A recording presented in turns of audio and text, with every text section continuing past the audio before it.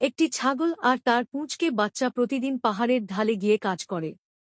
তারা আদার চাষ করে সারাদিন রোদে ঘামে ভিজে ফসল ফলায়। কিন্তু একদিন এক লোভী বানর পাহাড়ে উঠে আদার গাছ খুঁড়ে খেতে শুরু করে। এতে ফসল নষ্ট হয়ে যায়। এটা দেখে মা ছাগল দৌড়ে গিয়ে তাকে থামাতে চায়। কিন্তু বানর রেগে গিয়ে পাথর ছুঁড়ে ছাগলের মাথায় আঘাত করে। বাচ্চা ছাগল ভয় পেয়ে কেঁদে ওঠে, সঙ্গে সঙ্গে পুলিশকে ফোন করে। পুলিশ এসে সব কথা শুনে বানরকে ধরে নিয়ে যায়। এরপর ছাগল আর তার বাচ্চা আবার পরিশ্রম শুরু করে।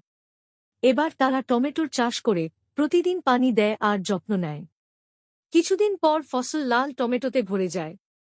কিন্তু একদিন এক ধূর্ত কাক টমেটো খেতে নামে, গাছ নষ্ট করতে থাকে।